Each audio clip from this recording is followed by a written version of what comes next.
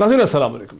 नाज़रीन, आज यूँ तो सियासी डेवलपमेंट बहुत सी हैं, लेकिन ग़ालिबन सबसे अहम डेवलपमेंट वो है जहाँ सुप्रीम कोर्ट ऑफ पाकिस्तान ने एक बार फिर वफाक के उस रेफरेंस पे समाअत का आगाज़ किया जहाँ प्राइम मिनिस्टर ऑफ पाकिस्तान की रिकमेंडेशन पे प्रेसिडेंट ऑफ पाकिस्तान ने एक रेफरेंस सुप्रीम कोर्ट को भेजा है सेनेट के इलेक्शंस के हवाले से, जहाँ सुप्रीम कोर्ट की राय मालूम की गई है कि क्या सेनेट के इलेक्शंस को शफाफियत से, ट्रांसपेरेंट तरीके से, शो ऑफ हैंड्स के ज़रिए या शो ऑफ हैंड्स नहीं तो किसी शफाफ तरीके से कराया जा सकता है। सुप्रीम कोर्ट ने आज की तारीख में तमाम स्टेक होल्डर्स को, जिसमें तमाम सियासी पार्टीज़ हैं, उन्हें अपने अपने जवाब दाखिल करने के लिए कहा था और अटॉर्नी जनरल ऑफ पाकिस्तान ने अपने दलाइल वहाँ पर दिए। उसके बाद सुप्रीम कोर्ट ने उसकी एक और तारीख जो है मुकर्रर कर दी है। ये ग़ालिबन एक बहुत ही इंपॉर्टेंट, इस वक्त पाकिस्तान की सियासत की तमाम नज़रें जो हैं वो सुप्रीम कोर्ट ऑफ पाकिस्तान पर मरकूज़ हैं कि इसका क्या फ़ैसला निकलेगा, और यहीं से हम आज अपनी डिस्कशन का आगाज़ भी करेंगे। मुझे स्टूडियोज़ में ज्वाइन कर रहे हैं जनाब राजा आमिर अब्बास साहब, जो साबिक डिप्टी प्रोसिक्यूटर जनरल हैं, नैब के सुप्रीम कोर्ट ऑफ पाकिस्तान के एडवोकेट हैं। Very warm welcome to him. मुझे ज्वाइन कर सकेंगे अली नवाज़ ऐवान साहब, जो मावन खसूसी हैं प्राइम मिनिस्टर ऑफ पाकिस्तान के, मुझे वो एक वीडियो लिंक के ज़रिए ज्वाइन करेंगे। Welcome to him. और मुझे ज्वाइन करेंगी पाकिस्तान पीपल्स पार्टी की रहनुमा जनाब शाज़िया मरी साहिबा, जो मरकज़ी सेक्रेटरी इत्तलात भी हैं पीपल्स पार्टी की। Very warm welcome to all my guest once again. रसब, कितने कन्विंसिंग लगे हैं दलाइल सुप्रीम कोर्ट को आज अटॉर्नी जनरल ऑफ पाकिस्तान के? देखिए, आज इसकी सेकंड हियरिंग थी, एक हियरिंग इससे पहले भी हो चुकी है, और इन दो हियरिंग्स में क्योंकि जिस दिन ये रेफरेंस फाइल हुआ था तब से मेरा अपना ज़ाती तौर पे ये एक ओपिनियन थी कि शायद ये इनको बहुत दुश्वारी पेश आएगी सुप्रीम कोर्ट को कन्विंस करने में। क्यों आपको ये ख्याल था? क्योंकि बीइंग ए लॉ स्टूडेंट जब हम पढ़ते हैं अपने कॉन्स्टिट्यूशन को, तो कॉन्स्टिट्यूशन में आर्टिकल 226 है और आर्टिकल 226 एक थीम देता है। आर्टिकल 226 ये बताता है कि जितने भी इलेक्शंस होंगे मासवाए वज़ीर आज़म के और वज़राए आला के, वो सीक्रेट बैलेटिंग से होंगे। ये कॉन्स्टिट्यूशन में दे दिया है। अब जब उसमें ये थीम दे दी गई तो फिर उसके नीचे जो सब ऑर्डिनेट लॉ बनता है, स्टैट्यूट जिसको हम कहते हैं या जिसको इलेक्शन एक्ट कहते हैं, उसने उसी को मद्देनज़र रखते हुए इसमें लिखा कि जो सेनेट के इलेक्शंस होंगे वो सीक्रेट बैलेटिंग से होंगे, इसमें इलेक्शन एक्ट 2017 में। अब हुकूमत ये चाह रही है कि हम इलेक्शन एक्ट में एक ऑर्डिनेंस के जरिए तब्दीली ले आए और हम लेकिन हुकूमत ने अपना सुप्रीम कोर्ट के सामने, मीडिया के सामने, पाकिस्तान के सामने एक बड़ा मौसर किस्म का केस भी इस्टेब्लिश किया है कि जब सेनेट के इलेक्शन शो ऑफ हैंड से नहीं होते तो वहाँ पे MPAs और MPNs जो हैं वो पैसा ले लेते हैं, पैसा वहाँ पे चलता है। इससे भी तमाम कौम, मीडिया, अदालतें, जुडिशरी वाकिफ़ हैं। बिल्कुल, ये उनकी एक जो सोच है नहायत पॉजिटिव सोच है, और शायद अवाम भी ये समझती है, आप और हम भी ये जानते हैं कि अगर बलूचिस्तान के सेनेट के इलेक्शन देखें, फैटा के देखें, किसी भी जगह के देखें, तो वहाँ पे पैसे की रेल फेल है। जो शख्स 10, 15, 20 करोड़ों पे इन्वेस्ट करेगा वो सेनेटर बनेगा, खासकर बलूचिस्तान और फैटा में। But the ground reality is कि इसको अगर आपने चेंज करना है तो फिर रेफरेंस तो आ गया, लेकिन जो आइन है इसमें जब तक आइन में अमेंडमेंट, देखिए आइन के आर्टिकल 226 में उन्होंने जो विजडम ऑफ लेजिस्लेशन है या जो आइन, एक सेकंड दीजिएगा, उन्होंने ये कह दिया है कि वजीर आजम और वज़राए आला का इलेक्शन शो उससे सीक्रेट बैलेटिंग से नहीं होगा। अगर उनकी इंटेंशन ये होती तो फिर वो सेनेट का भी लिख देते। तो कानूनी हर्डल है। अली नवाज ऐवान साहब, आप स्पेशल असिस्टेंट हैं to prime minister of Pakistan. राजा साहब जो कह रहे हैं उससे ऐसा लगता है कि नीयत आपकी ज़रूर अच्छी होगी, लेकिन कानूनी तौर पे आपका केस जो है वो खासा कमज़ोर सा लग रहा है। देखिए, हमें कोशिश कर सकते हैं। देखिए, हमने अगर प्राइम मिनिस्टर, अगर आखिरी दफ़ा भी आपको याद हो असेंबली में आए थे, उन्होंने कहा था other than NAB and corruption, आप मुझसे कोई भी बात करना चाहते हैं, कोई भी लेजिस्लेशन करना चाहते हैं जो इस मुल्क के आगे ले जाने के लिए हो, तो हम उसके लिए तैयार हैं। ये वन ऑफ द स्टेप्स। और ये आज का नहीं कह रहे प्राइम मिनिस्टर साहब, जब से अगर आपको याद हो ये एलिगेशंस लगना शुरू हुई हैं सेनेट के ऊपर, और देखें हमारे अपने पॉलिटिकल लोगों के ऊपर भी ये सवाल है कि हमारी जो, देखें हम कहते तो हैं कि हम लोग सबसे एक सुप्रीम अदारे के अंदर बैठे हैं, पर जब उसके ऊपर उंगलियां उठती हैं तो ये हमारा काम है कि हम उसका सद्देबाब कर सकें। खान साहब को याद हो पिछले सेनेट इलेक्शंस में 20 हमने अपने सिटिंग MPs निकाला था जिस पे इल्जाम आया था कि उनके वोट्स कहीं आगे पीछे गए। उसके बाद लास्ट सेनेट इलेक्शंस के अंदर भी, इफ यू रिमेंबर, उससे पुराने ये एलिगेशंस आम है कि इस पार्टी का एक भी वोट नहीं था इस सूबे के अंदर اور اس کے سینیٹرز بن کے آ گئے. تو اس کا طریقہ کار کیا ہے؟ اس کا طریقہ کار بالکل عامر عباس صاحب سے میں ایگری کرتا ہوں کہ اس کی طریقہ کار جو ہے وہ لیجسلیشن ہے، پر اس کے لیے 6 مہینے سے قائمہ کمیٹی کے اندر یہ لیجسلیشن پڑی ہوئی ہے، کیونکہ اپوزیشن آ نہیں رہی، اپوزیشن اس پہ بات کرنے کو تیار نہیں ہے. ایک طرف تو الزامات تو ضرور لگاتے ہیں، پر دوسری طرف اس کے اندر آ کے اس میں لیجسلیشن کرنا نہیں چاہتے. تو اب ہمارے پاس کا حل کیا تھا؟ یہ ایک حل نکالا گیا. اگر سپریم کورٹ اس پہ ایگری کرتی ہے تو اس سے پاکستان آگے بڑھے گا. ہم پولیٹیشینز کا across the board, across party lines بات کر رہا ہوں کہ ہماری عزت اور وقار میں اضافہ ہوگا کہ ہم نے ایک ایسی لیجسلیشن کی ہے اور ایسا سدے باب کیا ہے جس کی وجہ سے آئندہ اس طرح کے الزامات ہم پہ نہیں لگیں. دیکھیے علی نواز ایوان صاحب میرے ساتھ رہی. علی نواز ایوان صاحب جو کہ معاون خصوصی ہیں، اسپیشل اسسٹنٹ ہیں پرائم منسٹر کے، ان کا موقف بنیادی طور پہ یہ اگر آپ نے دیکھیں کہ وہ آپ سے ایگری بھی کرتے ہیں، ان کا موقف یہ ہے کہ ایشو سب کے سامنے بڑا کلیئر ہے اور اس کے سامنے لیجسلیشن لانے کے لیے، قانون بنانے کے لیے یہ کیا بھی گیا تھا، لیکن اپوزیشن نے کوآپریٹ نہیں کیا. کوئی کامنٹ میں شازیہ مری صاحب کی دیکھیے بات یہ ہے کہ اگر پچھلے 5 ہفتوں سے یہ 6 مہینے سے پڑا ہوا ہے، 2.5 سال گزر گئے ہیں. یہ چیزیں تو پہلے دن سے لیجسلیشن میں آ جانی چاہیے تھی کہ ہم دیکھ رہے ہیں کہ دیگر پارٹیز بھی اس کو اپوز نہیں کر رہی اتنا زیادہ. تو یہ شروع دن سے اگر یہ بل آ جاتا، کیونکہ اس میں آپ کو 2/3 میجورٹی چاہیے، اوبویسلی 2/3 میجورٹی کے لیے آپ کو اسمبلی ہی جانا پڑے گا. تو اب میں نہیں سمجھتا، کیونکہ آج جو نظر آ رہا ہے سندھ کی طرف سے جواب، اور وہ لیجسلیشن تو ہو نہیں پائے گی. اب بات وہی ہے آرڈیننس میں ایک سندھ کی اپوزیشن کیا سامنے آئی ہے آج؟ اپوزیشن کے انہوں نے جواب نہیں دیا، اور باقی صوبوں نے تمام نے تقریباً اٹارنی جنرل کو اڈاپٹ کر لیا ہے کہ جو ان کا موقف ہے ہمارا بھی وہی ہے تقریباً. پنجاب نے، خیبر پختونخوا، بلوچستان نے بھی. اب یہ بات ہے کہ اگر آج سپریم کورٹ اس کی اجازت دے دیتی ہے، کل کو کوئی دوسری گورنمنٹ آتی ہے، وہ پھر ایک آرڈیننس لے آتی ہے، تو کیا پھر اس کو بھی اجازت ہوگی؟ شازیہ مری صاحبہ مرکزی سیکرٹری اطلاعات ہیں پاکستان پیپلز پارٹی کی، ہمارے ساتھ ہیں. شازیہ مری صاحبہ، سندھ کا جواب نہیں آیا جبکہ خیبر پختونخوا، پنجاب اور بلوچستان نے سینٹر کے وفاق کے موقف کی تائید کر دی ہے. کیا وجہ ہے کہ سندھ اسے لٹکا رہا ہے؟ مجھے علم نہیں ہے کہ سندھ کا جواب کیوں نہیں آیا. لٹکا رہا ہے تو میں نہیں کہوں گی، ہو سکتا ہے کہ وہ جائزہ لے رہے ہوں اس سچویشن کا. لیکن جہاں تک پہلے بھی آپ کے پروگرام میں ڈاکٹر صاحب اس ایشو پر بات ہوئی تھی، تو میں نے بڑا کیٹیگوریکلی اور کلیئرلی کہا تھا کہ یہ کانسٹیٹیوشنل پروویژن ہے، اور اس کو اگر کانسٹیٹیوشن میں لکھا گیا آئین لکھنے والوں نے تو کسی ویژن، کسی سوچ کے تحت لکھا گیا. اور یہ ہرگز یہ آرگومنٹ میں بائی نہیں کر رہی کہ چونکہ لوگ بک جاتے ہیں، پیسے چلتے ہیں، تو یہ جواز بنتا ہے. دیکھیے یہ وہی پیٹرن ہے جو پاکستان کے الیکشن میں 1 man 1 vote کا کانسیپٹ ہوتا ہے، اور یہ سیکرٹ بیلٹنگ ہوتی ہے. سیکرٹ بیلٹنگ پاکستان کا جنرل الیکشن بھی ہے اور سینٹ الیکشن بھی ہے. تو مطلب پھر تو آپ یہ کہیں گے کہ جو جنرل الیکشن کی ووٹنگ ہے وہ بھی کل کو آپ سیکرٹ نہ کرائیں، کیونکہ آپ کو شک ہے کہ جی فلانے محلے میں فلانے گھر تھے جنہوں نے ہمیں ووٹ نہیں کیا، تو کینڈیڈیٹ کہتا ہے کہ جی ہمیں اوپن ٹھپا دکھاؤ.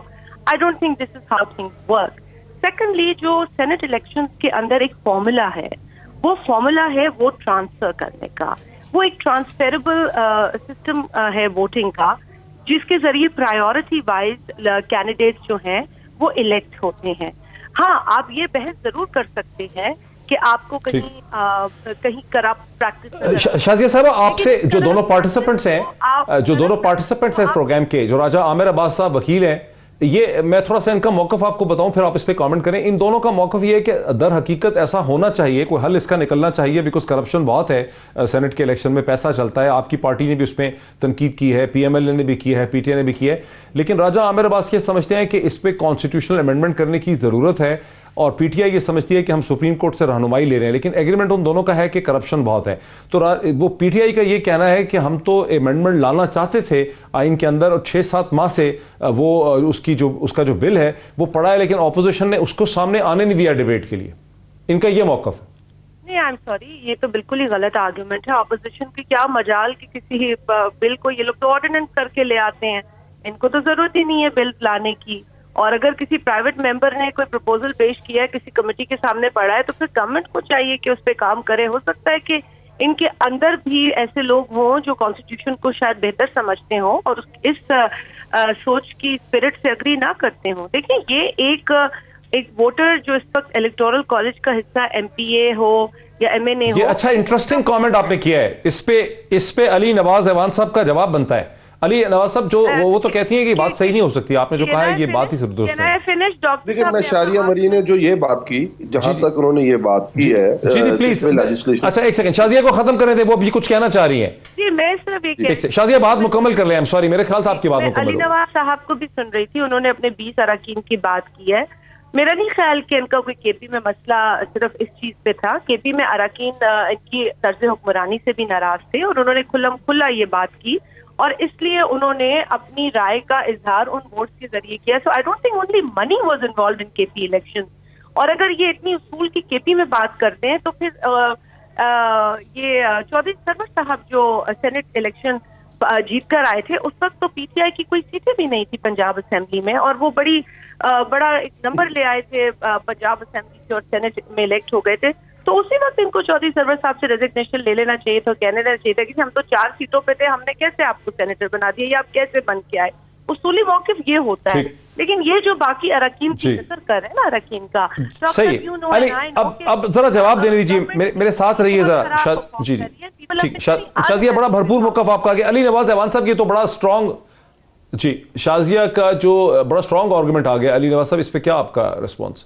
अच्छा, शाजिया की देखें, पहले वो बात बिल्कुल एक पैटर्न पे हो रही थी और उस पर इख्तलाफ हो सकता है, बिल्कुल हो सकता है कि जब लेजिस्लेशन हुई थी तो उसके अंदर कोई माइंड अप्लाई किया गया होगा, और उससे माइंड अप्लाई किया गया था, इसीलिए वजीर आजम और स्पीकर का जो इलेक्शन है वो आपको पता है ओपन होता है और बाकी सीक्रेट बैलेट के थ्रू होता है। पर उसके बाद आज 25 अमेंडमेंट्स हो चुकी हुई हैं, वक्त के साथ साथ अमेंडमेंट्स चाहिए होती हैं, खुल के चीजें आती हैं। उस वक्त शायद ये समझा नहीं गया, ये देखा नहीं गया, या विजुअलाइज नहीं किया गया, पर आज ये मसला सामने आया है तो इसका हमने करना है। अगर शाजिया मरी का जो दूसरा आर्गुमेंट है कि तर्ज हुक्मरानी के अगेंस्ट अगर आप वोट करते हैं तो फिर तो सिंध में से पीपल्स पार्टी का कोई भी एक सेनेटर नहीं बन के आना चाहिए। अगर तर्ज हुक्मरानी के ऊपर वोट पड़ना है कि पिछले 13 साल से सिंध के अंदर पीपल्स पार्टी की गवर्नमेंट है, जिसमें 5 साल उन पे फेडरल गवर्नमेंट भी थी, आज सिंध के अंदर अगर तर्ज हुक्मरानी की बात की जाए, एक भी सरकारी एम्बुलेंस नहीं चलती, एक भी सरकारी बस नहीं चलती। पहले तो पानी है नहीं, अगर पानी अप्लाई किया दिया जाता है तो 84% कंटेमिनेटेड है, कचरे का आपके सामने हिसाब है, एड्स की बीमारी आपके सामने है, कुत्ता काटने की वैक्सीन तक अवेलेबल नहीं है। ये वो पॉइंट्स हैं। अगर तर्ज हुक्मरानी ऐसी चाहिए आपको और उसके ऊपर अगर आपको वोट पड़ रहे हैं, फिर तो ये ज्यादा आप एक केस लेके आ रही हैं सामने कि वाकई इसको चेंज होना चाहिए। ये तो कोई बात नहीं है। देखें शादी, बात समझने का मकसद है, 2 wrongs never make 1 right। अगर मैंने गलती की, आपने गलती की, आमिर अब्बास ने गलती की, का रिस्पांस ले ले ब्रेक से पहले। आज हमें उसे ठीक करना है ना। कल इलेक्शन शाजिया को रिस्पॉन्ड करने दीजिए ब्रेक से पहले। शाजिया मरी साहिबा को रिस्पॉन्ड करने दीजिए ब्रेक से पहले। जी शाजिया मरी साहब, मैं अली नवाज साहब की आप मेरे पे जुमले कस रही होंगी तो ओवरऑल सिनेरियो समझना चाहिए हमारी आपकी क्रॉस पार्टी लाइन। जी अली साहब, का मामला। शाजिया मरी साहिबा को रिस्पॉन्ड करने दीजिए ब्रेक से पहले। जी शाजिया को काटना नहीं चाह रही थी, लेकिन वो एक पर्चा है जो पीटीआई के जो लोग टेलीविजन पे जाते हैं उनको सौंप दिया जाता है। इसमें मैं ये 1-2 दफा किसी और के मुंह से भी सुन चुकी हूँ, एम्बुलेंस की बात। ही वो अल्हम्दुलिल्लाह सिंध के अंदर बावजूद चैलेंजेस के जिस तरीके से हुकूमत काम कर रही है वो कोई भी आके देख सकता है। मेरा ख्याल है कि ये जो एक मलाइनिंग प्रोपेगेंडा है ना सिंध के खिलाफ, सिंध वो वाहिद सूबा है जिसकी हुकूमत पीटीआई जिसका कुछ नहीं कर सक रही है। वो अपने उसूली मौके, अपने आईनी मौके, अपने कॉन्स्टिट्यूशनल मौके पे खड़ी है। आप हमारी गैस बंद कर देते हैं, बावजूद आर्टिकल 158 के हम अपना कॉन्स्टिट्यूशनल राइट आपको याद कराते हैं। आप सिंध के आइलैंड पे कब्जा कर लेते हैं, हम आपको अपना आईनी हक याद कराते हैं।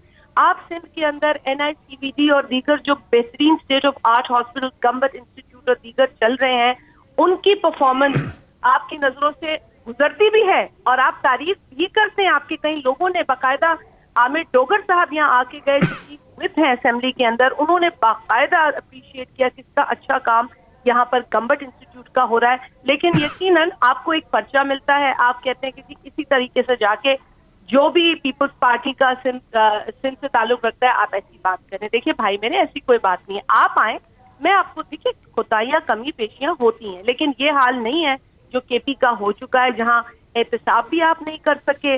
आप ही के बनाए हुए एहतसाब कमीशन का आपने जो हशर किया, BRT आप नहीं बना सके, उसकी लागत डबल से ट्रिपल हो गई। आज आप ही जाते हैं उसके ऊपर अगर कोई कार्रवाई। मुझे शाजिया मरी साहबा और अली मुझे एक ब्रेक लेने दीजिए।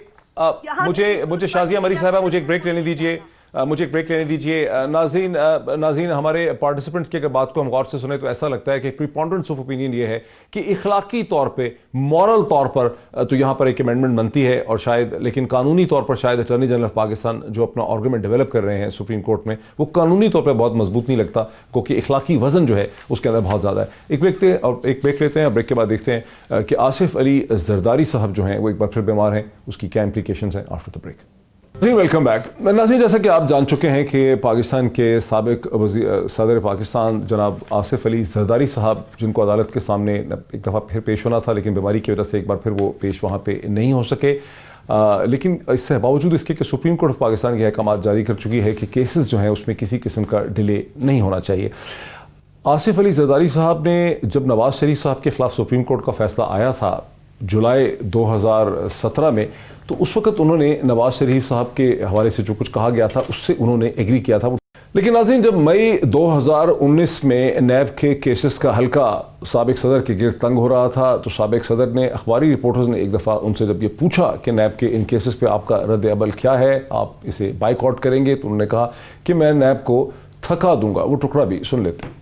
नैब पर अगर आपको तहफ़्फ़ुज़ात हैं तो क्या इस पर भी गौर किया जा रहा है कि नैब में पेशी से इसका बाइकाट किया जाए?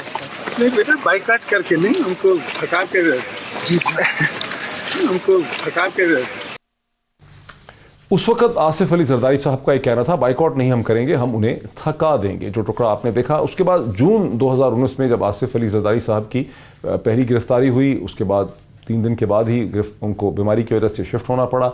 उसके बाद ये प्रोसेस मसलसल चलता रहा, जिसमें वो तकरीबन बीमार ही रहे हैं, जैसा कि आप स्क्रीन के ऊपर देख सकते हैं। मुख्तलिफ स्लाइड्स हैं।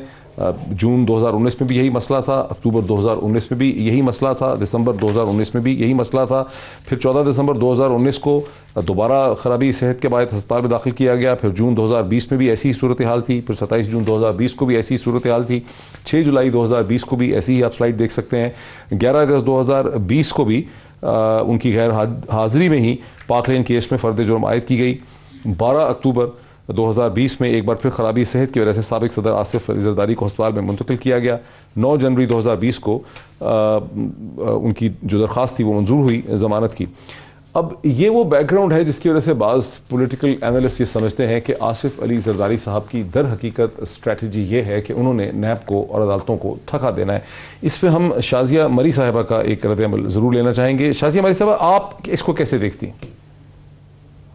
डॉक्टर साहब, आपकी इंटरप्रिटेशन है। मेरा ख्याल है जरदारी साहब उन लोगों में उनका शुमार होता है जिन्होंने हर मौके पर हर वक्त कानून को फेस किया और वो घबराए नहीं। 11 बरस की जेल काटी है सदर आसिफ अली जरदारी साहब ने।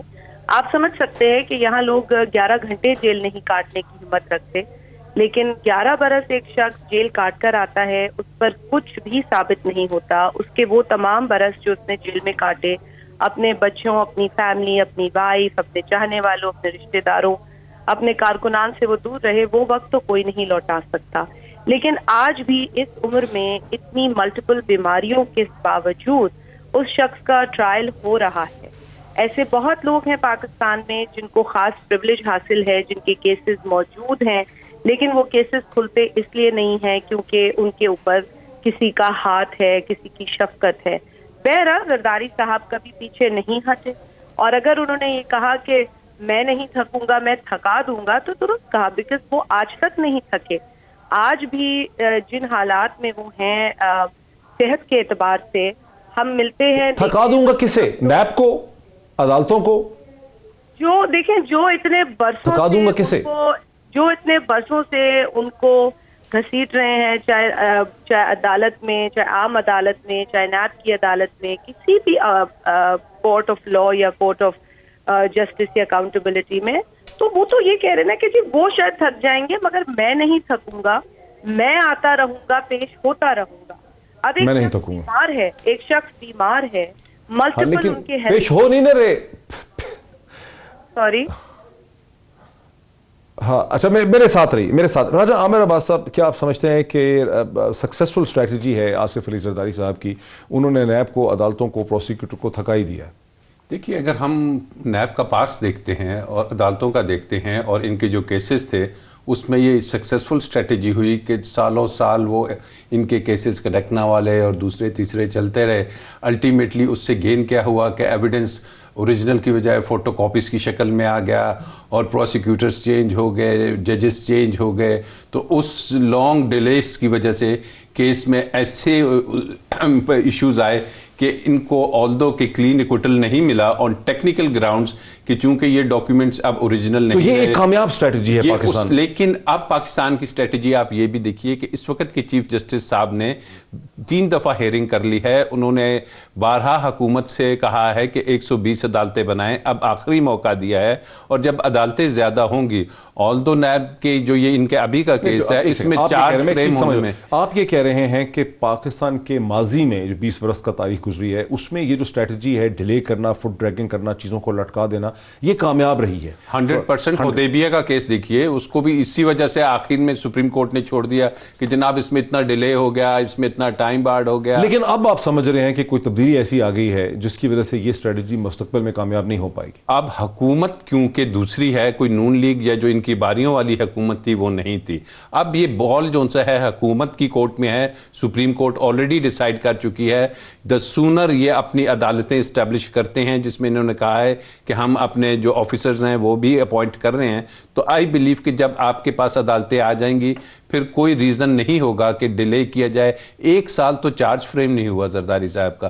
کبھی وہ فاروق نائک صاحب ایک درخواست دیتے تھے، کبھی دوسری دیتے تھے. تو جو پریزائڈنگ آفیسرز یہ اپوائنٹ کریں گے ابھی، یہ بڑا امپورٹنٹ ہوگا کہ وہ ججز ایسے ججز ہوں کہ جو کام کو بھی سمجھتے ہیں اور جو نیب کے لاس کو سمجھتے ہوں، اور پھر اس کو سپیڈلی کرنا کوئی بڑی راکٹ سائنس نہیں ہے. اچھا، میں آنا تو چاہیے اصولی طور پہ علی نواز ایوان صاحب کی طرف، لیکن شازیہ والی صاحب اب یہ جو راجہ صاحب کہتے ہیں، اگر کوئکلی آپ اس پہ ہمیں بتا دیں کہ راجہ صاحب یہ کہتے ہیں کہ ماضی میں یہ جو اسٹریٹجی تھی کہ بھئی عدالت میں پیش نہیں ہوتے تھے، لوگ بیمار ہو جاتے تھے، کیس لٹکتے رہتے تھے، یہ ماضی میں پاکستان میں بہت کامیاب رہی ہے یہ حکمت عملی. لیکن اب مستقبل میں اور اس وقت جو تبدیلیاں آ چکی ہیں، اس میں یہ اسٹریٹجی کامیاب نہیں ہے.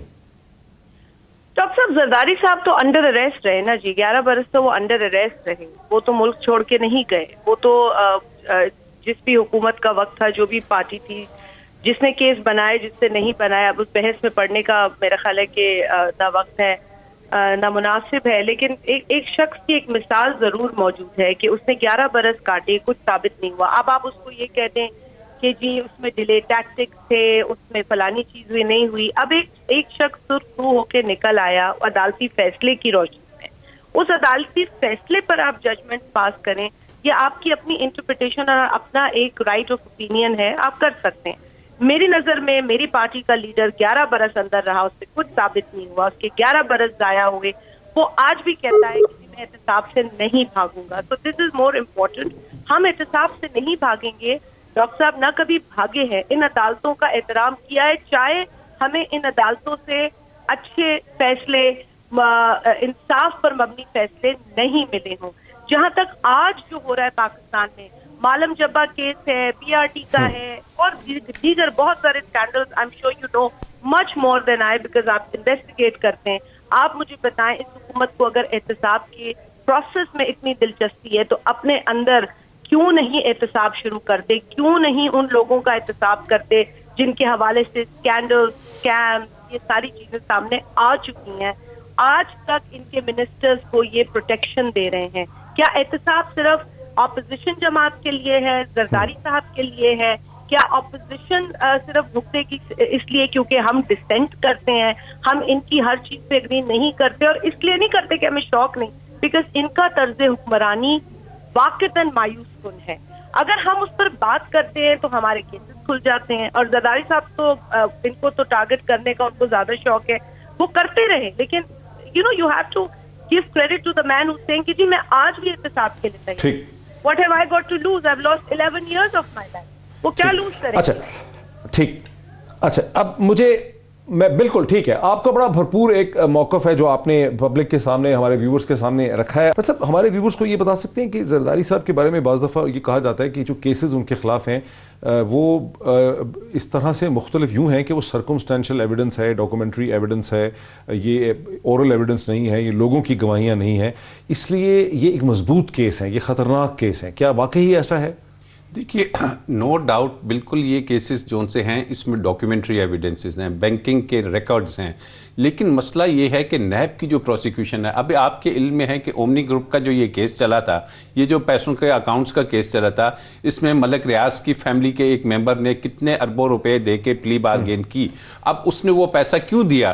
عوام کو نیب بتائے کہ اگر تو اس نے وہ پیسہ واپس لا کے دے دیا اور اس نے کہا کہ میں نے کسی پبلک آفس ہولڈر کے کہنے پہ یا اس کو فائدہ پہنچایا، کیا اس کیس میں اس کے اکاؤنٹ سے کسی کے اکاؤنٹس میں جو کہ چاہے بے شک صدر ہوں، چاہے وزیر اعظم ہوں یا کوئی اور عہدہ رکھتے ہوں، کیا ان کو فائدہ ملا؟ تو یہ وہ انویسٹیگیشن کے چیپٹرز ہیں کہ جو کلوز نہیں ہو سکتے. ایک شخص بھلے سے کر لے پلی بارگین لیکن وہ اس کی حد تک ہے، لیکن اگر کسی نے اپنے آفس کا مس یوز کیا ہے اور وہ سرکاری آپ کو لگتا ہے کہ یہ چیز آگے ایفیکٹولی چل پائے گی؟ دیکھیے یہ ایفیکٹولی چلانے کے لیے چیئرمین نیب کو اس پہ اکراس دی بورڈ احتساب کرنا ہوگا. یہ نہیں ہوگا کہ وہ اومنی گروپ کے بالکل علی نواز ایوان سے شازیہ مری کا بھی آرگومنٹ یہ تھا کہ احتساب چونکہ بیلنس نہیں ہے، یک طرفہ ہے، اور یہاں سے راجہ عامر عباس صاحب بھی کہہ رہے ہیں کہ بیلنس نہیں ہے، اس میں ایک امبیلنس نظر آتا ہے، جس وجہ سے اس کا پروسیس الٹیمیٹلی غالباً سکسیسفل نہیں ہو سکے گا. اس پہ آپ کا کیا رد عمل؟ میں نے بات سنی تھی شازیہ کی. اگر بات اس کو دیکھ لیں، ابھی مسئلہ کیا ہے کہ آپ کی دو طرح کے لاس چل رہے ہیں نا پاکستان میں. ایک 1863 پینل کوڈ چل رہا ہے، 1862 کی جیل مینول چل رہی ہے، اس کے بعد نیب آرڈیننس ہے 2000 اور 20 سال ہو گئے ہیں اس کو بھی آئے ہوئے، اور اس کے اندر کوئی چینجز نہیں ہوئی. جو شائستہ پہلے بات کر رہی تھیں کہ اس ملک میں جس وقت کے قانون بنے تھے وہ کسی ویژن اپلائی کیا ہوگا، کوئی بیس لائنز ہوگی، کوئی چیز دیکھی گئی ہوگی، اس وقت بنائے گئے. اسی بیس کے اوپر آج یہ چیزیں ہمارے سامنے آ رہی ہیں کہ اب یہ چیزیں، یہ لاز افیکٹو نہیں رہے، اب ہمیں اس میں ترامیم کرنی پڑیں گی، اس کو جدت پسند کرنا پڑے گا، اور پھر ہی یہ چیزیں ہو سکیں گی. یہ جو ہم نے پیچھے شو آف ہینڈز کے اوپر بات کی. اب آ جاتے ہیں دوسرے پرسپیکٹو کی طرف جو آپ نے بات کی ہے. اب اس میں دو چیزیں سر دیکھیں، اس ملک میں ایک تو جو آپ نے کہا کہ تھکا کے مار دینے والی بات ہے، پر دوسری طرف بھی یہ چیز دیکھیں کہ ہمیشہ انتظار کیا جاتا ہے اور اسی لیے لیٹ کیا جاتا ہے. اگر آپ کو یاد ہو، ابھی براڈ شیٹ کیس بھی آپ کے سامنے چل رہا ہے کہ جنوری یا فیبرری کے اندر براڈ شیٹ کے ساتھ ایگریمنٹ ہوا 2000 مشرف کی گورنمنٹ کے اندر، این آر او ہوا 2000 دسمبر کے اندر، نواز شریف صاحب باہر چلے گئے اور 2003 کے اندر ان سے وہ معاہدہ ختم کرنے کی استدعا کی گئی ہے، یونیلیٹرلی ختم کر لیا گیا. آج اس ملک کو 7.5 ارب روپیہ اس چیز کے لیے ملک لائبل قرار دے دیا گیا. اور اس کے بعد 2007 میں آپ آ جاتے ہیں جب مشرف نے، یاد ہے کہ آپ نے پیپلز پارٹی نے ان سے این آر او لیا، جب این آر او لیا انہوں نے اسمبلی سے ابسٹین کیا اور ان کو صدر بننے دیا، صدر زرداری کو. اس کے اگینسٹ آپ کو سرے محل کا کیس یاد ہوگا جس کو پہلے ڈسون کیا گیا، اور جب این آر او مل گیا تو اس کی جتنی بھی فائنینشیل جو بھی چیزیں تھیں اس کو اون کیا گیا. اس ملک کے ساتھ ہمیشہ ہی یہ ہوتا آیا ہے جو عامر عباس بات کر رہے تھے کہ حالات ڈیفرنٹ ہیں. اس کے بعد جس طرح سی او ڈی انہوں نے سائن کیا، سنے سر کافی دیر بعد شازیہ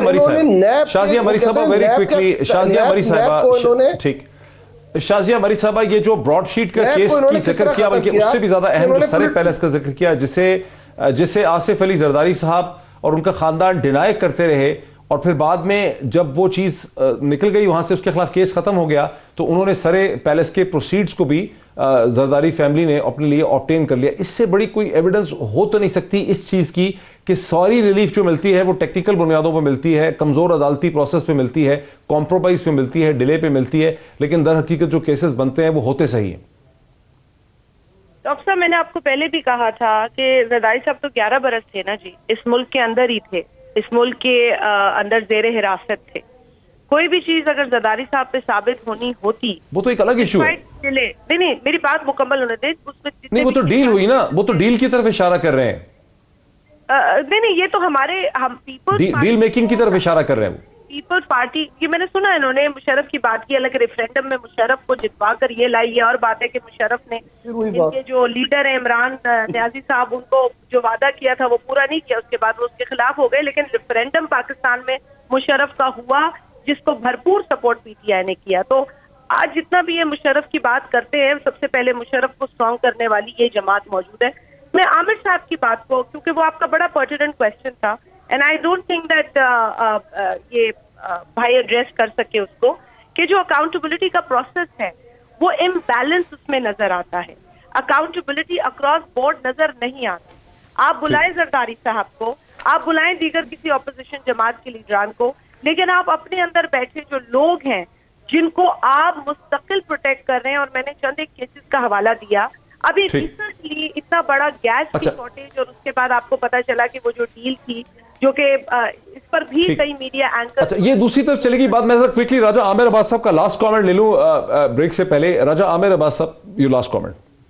دیکھیے, جو بات ہو رہی تھی, جو میں نے کہا اکراس دی بورڈ سے ڈزنٹ مین کہ آپ نے جو ہے کہ اس کا نہیں ہو رہا تو میرا بھی نہ کرے. سر پیلس کا تو ہے نا, سر پیلس بالکل کلیئر تھا, بعد میں اس کی پروسیڈز لی گئیں, اور اس کے بعد آپ یہ دیکھیے کہ جناب یہ آج کی نیب کی میں آپ کو بات بتاتا ہوں کہ یہی اومنی گروپ کے کیسز پچھلے 8 مہینے یا سال پہلے کتنے ایکٹیو تھے, اب وہ ایکٹیو نہیں رہے, اب ان کو سلو ڈاؤن کر دیا گیا ہے, اور اس کے مقابلے میں نون لیگ کے کیسز کو زیادہ پش دی جا رہی ہے. تو یہ وہ چیز ہے, صاحب کو کہیں سے ریلیف بھی مل رہی ہے. یہ کہیں کی بات نہیں, میں قانون کی بات کر رہا ہوں, نیب کے ادارے کی بات کر رہا ہوں, کہ یہ جو جب ایسی پرسیپشن جاتی ہے کہ 8 مہینے کے لیے اس کو ریلیکس کر دو, اس کو تیز کر دو, دس از رانگ, اور ایسے کبھی بھی احتساب نہیں ہو پائے گا. اچھا, وقت ہمارا یہاں اس سیشن کے لیے ختم ہوا. شازیہ مریہ صاحبہ کا, علی نواز ایوان کا, اور راجہ عامر عباس صاحب کا بہت شکریہ. ناظرین, ایک بریک لیتے ہیں, اور بریک کے بعد ایک اور ٹاپک کے ساتھ واپس آتے ہیں after the break.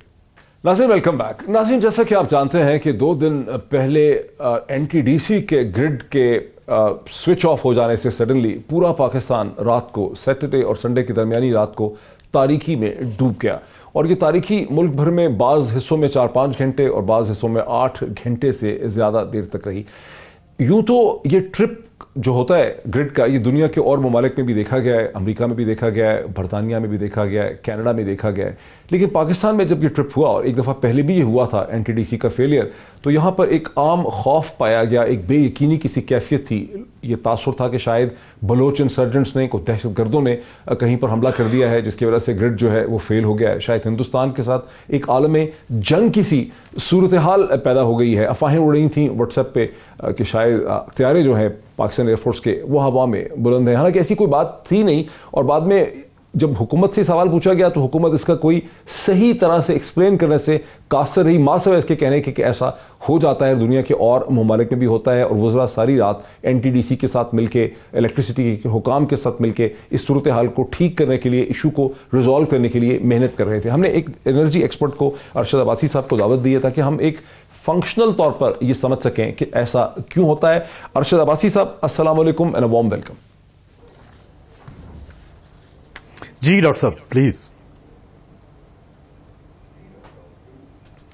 Arshad Abbasi صاحب, یہ جو NTDC کا فیلئر ہے پہلی دفعہ پاکستان میں نہیں ہوا, جہاں تک مجھے یاد ہے ایک سے زیادہ دفعہ پہلے یہ فیلئر. جی ارشد عباسی صاحب, یہ NTDC کا فیلئر پہلی دفعہ نہیں ہوا, ایک سے زیادہ دفعہ پاکستان میں ہو چکا ہے. جی ڈاکٹر صاحب, آپ نے بالکل تھوڑا سا ڈیلے آ رہا ہے, دنیا بھر میں فیلئر ہوتے ہیں, امریکہ میں, کینیڈا میں. جی مجھے آپ اجازت دیجیے ڈاکٹر صاحب. جیسے آپ نے انٹرو میں آپ نے کہا کہ دنیا بھر میں فیلئر ہوتا ہے, امریکہ میں ہوتا ہے, کینیڈا میں ہوا ہے, UK میں ہوا ہے, ایون انڈونیشیا میں ہوا ہے, اور سب سے بڑا جو ہسٹوریکل جو سب سے بڑا بلیک آؤٹ ہوا ہے وہ انڈیا میں ہوا تھا 31 جولائی 2012 میں, جہاں پہ 600 ملین لوگ جو ہے اس کے امپیکٹ ہوا تھا. ہم نے ماشاءاللہ اس دفعہ ایک ورلڈ گارڈ بنایا ہے.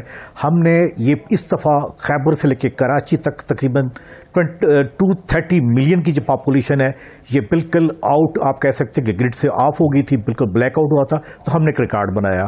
دوسری آپ کی بات یہ کہ NTDC میں لگاتار, یہ آپ 15 سال کہہ لیں, ایک نہیں, دو نہیں, تیسرا نہیں, یہ چوتھا واقعہ ہے. یہ اتنا فریکوینٹلی کیوں ہوتا ہے؟ اگر آپ مجھے اجازت دیں تو میں آپ کو ایکسپلین کر سکوں. ہمارے پاس جائکا نے نیشنل پاور کنٹرول سینٹر میں ایک प्रोटेक्शन सिस्टम लगाया हुआ है जिसमें इतनी कैपेबिलिटीज है कि जैसे गुद्दू में एक पावर प्लांट के ट्रिप हो गया था तो वो उसको आइसोलेट करते, ये ऐसा असूली तौर पे ऐसा होना चाहिए था, लेकिन ऐसा क्यों नहीं हुआ? होना ये चाहिए था कि जो ये जो प्रोटेक्शन सिस्टम है इसकी पीरियोडिक इंस्पेक्शन होती है 3 महीने बाद, 6 महीने बाद, 2 और 1 साल के बाद।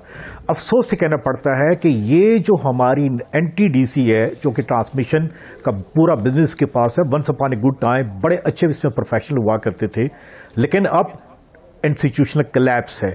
अनफॉर्चुनेटली ये ऐसा नहीं हो सका, ना हमारी इसकी लाइंस की क्लीनिंग हो सकी है, ना इस प्रोटेक्शन सिस्टम की इंस्पेक्शन हो सकी, जिसकी वजह से जैसे कहा जा रहा है कि जी 50 से फ्रीक्वेंसी 0 आई। ये एक्सप्लेन क्यों नहीं करते 50 से 0 क्यों नहीं आई, वो सिस्टम आइसोलेट क्यों नहीं हुआ, क्या वजह थी? ये एक फंडामेंटल क्वेश्चन है जो कि रेज करना चाहिए, और रेज मेरे ख्याल में अभी इन्होंने एक पहले सबसे पहले तो अरशद अब्बासी साहब, मैं अपने व्यूअर्स के लिए एक चीज समझना चाहता हूं कि जिस चीज को जो फेलियर होता है ग्रिड में किसी जगह पे, जो NTDC का 2 दिन पहले हुआ, वो फेलियर को ठीक है आप कहते हैं कि उसको वॉल हो जाना चाहिए, उसको आइसोलेट हो जाना चाहिए था, उसको अलग हो जाना चाहिए था, किसी एक जगह पे ग्रिड का फेलियर जो है उसको पूरे मुल्क को तारीकी में डुबा नहीं देना चाहिए था और उसको संभल जाना चाहिए था। ये जो फेलियर हुआ था, क्या आप बता सकते हैं कहां पे हुआ था पाकिस्तान में जिसने पूरे ग्रिड को इफेक्ट किया? देखिए, ये तो गुद्दू जो आप जिससे कहते हैं कि साउथ में हमारे थर्मल पावर प्लांट का पूरा जंका फ्लीट है, जैसे जामशोरों में है और गुद्दू में है, ऑलमोस्ट पाकिस्तान आप कह सकते हैं नॉर्थ और साउथ के मिडिल में है। यहाँ गुद्दू पावर प्लांट्स का एक पावर प्लांट ट्रिप हो गया। जब वो हो गया, इसको ऑटोमेटिकली आइसोलेट यानी अलहदा होना चाहिए। जैसे कल एक आपके मिनिस्टर साहब हमारे एक बड़ा अच्छा उन्होंने एनालॉजी दी है कि घर में जब एक प्रॉब्लम हो जाता है तो फ्यूज सिस्टम जो है उसको ऑटोमेटिकली ऑफ कर देता है। उन्होंने ये नहीं बताया कि हर कमरे का अलग-अलग फ्यूज होता है। जिस कमरे का जहां पे प्रॉब्लम आई, किचन में आई, किसी जगह पे आई, वो फ्यूज होता, पूरा घर ऑफ नहीं होता। ये सबसे बड़ा एक्सप्लेनेशन होनी चाहिए कि ये बताइए पूरा पाकिस्तान ब्लैकआउट हो गया, आपका वो जो प्रोटेक्शन सिस्टम है वो फ्लैप्स क्यों हुआ, वो कोलैप्स क्यों हुआ? ये एक बहुत बड़ा सवालिया निशान है। ठीक है। अब दूसरा फिर सवाल यह है कि उसको आइसोलेट होना चाहिए था, जिस जगह पे खराबी थी एक सिस्टम सिर्फ उड़ना चाहिए था, एक रीजन को नीचे बैठना चाहिए था, लेकिन पूरा मुल्क जो है वो बैठ गया। इसकी बुनियादी वजह क्या है कि वो आइसोलेट नहीं हो पाया? डॉक्टर साहब आप हमेशा बड़े लर्नर्ड एंकर हैं, बड़े आप अक्सर एक पहले कई प्रोग्राम आपने किए हैं। इंस्टीट्यूशनल फेलियर, आपको कोई बंदा ये बात नहीं करेगा कि 17 जुलाई 2017 में इसका जो MD था, जो प्रोफेशनल था, उसको सैक किया गया। उसके बाद एक जॉइंट सेक्रेटरी ने अभी 20 जून 2020 तक वो इसको इस्लामाबाद बैठ के देखते रहे एज ए एडिशनल चार्ज। इसका जो हेडक्वार्टर है वो लाहौर वापडा उसमें है। तो डॉक्टर साहब, असल ये इशू है जो सवाल करना चाहिए कि आपने 4 साल तक देखिए बाबू को बैठाए रखा, उससे क्या होता है? देखिए ये ऐसे ही है, मुझे बात कह लेने दीजिए, क्या एक रेलवे का एक्सपर्ट, क्या आर्मी चीफ वहां पे जा सकता है? क्या एक मेडिकल डॉक्टर की जगह पे एक और दूसरा टीम जा सकता है? देखिए ये बात कोई भी नहीं कर रहा। तो ये समझ आ गई है, ये मेरे इसको समझ आ गई है कि इंस्टीट्यूशनल फेलियर है। इंस्टीट्यूशनल स्ट्रेंथनिंग के अलावा टेक्निकली तौर पे किस चीज में इन्वेस्ट करने की जरूरत है सिस्टम को बेहतर करने के लिए? डॉक्टर साहब, सबसे पहले human resource, merit, again human resource and the merit, right man for the right job. Otherwise मैं एक छोटा सा अर्ज कर दूं, हमारे पास ऑल्टरनेट भी आ रहा है। हमारी जो डिस्कशन है पहले मुख्तलिफ चैनल में डिफरेंट चली गई है। हैदराबाद से लाहौर और मुल्तान 600 kVA की एडिशनल आ रही हैं। बल्कि में इस जून में 600 kVA की जो लाइन्स मुकम्मल हो जाएंगी, हमारे पास एक अल्टरनेट रूट भी आ जाएगा, प्रोटेक्शन आ जाएगी। लेकिन इशू अभी भी यही है कि NTDC जो कि बेसिकली जो नए जितने भी जो प्रोजेक्ट्स आ रहे हैं, जितनी भी एक्सपेंशन हो रही है, इसमें मनी मेंटिंग नहीं, वी नीड प्रोफेशनल पीपल। अगर आप लड़ाई झगड़ा यही होता जाएगा कि एक जॉइंट सेक्रेटरी ने कैप्चर किया 4 साल तक होगा, तो डॉक्टर साहब ये कैसे मुमकिन है कि आप एक तवक्को रखें कि एक पावर प्लांट ट्रिप हो जाए और पूरे पाकिस्तान में ब्लैकआउट ना हो?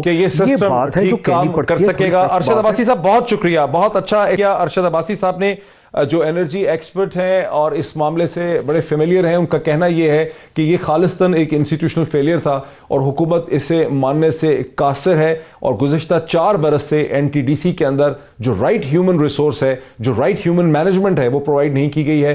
سول سرونٹس کو، بیوروکریٹس کو بٹھایا گیا ہے جہاں ٹیکنیکل لوگوں کو بٹھانے کی ضرورت ہے، جس کے نتیجے میں اس کا جو گورننس ماڈل ہے این ٹی ڈی سی کا وہ بہت زیادہ کمزور ہے. اور اگر ایک ریجن میں کہیں شٹ ڈاؤن ہو جاتا ہے تو وہ ریجن کو وال آف ہو جانا چاہیے، آئسولیٹ ہو جانا چاہیے، باقی گرڈ سے اس طرح سے الگ ہو جانا چاہیے جیسے گھر کا ایک کمرہ پورے گھر سے الگ ہو جاتا ہے. لیکن یہاں ایسا نہیں ہوا، اور جس کی وجہ سے اس سسٹم کو امپروو کرنے کے لیے right man for the right job اور ہیومن ریسورس کو امپروو کرنے کی بہت ضرورت ہے. ناظرین آج اتنا ہی، پھر آپ سے ملاقات ہوتی ہے. بہت شکریہ.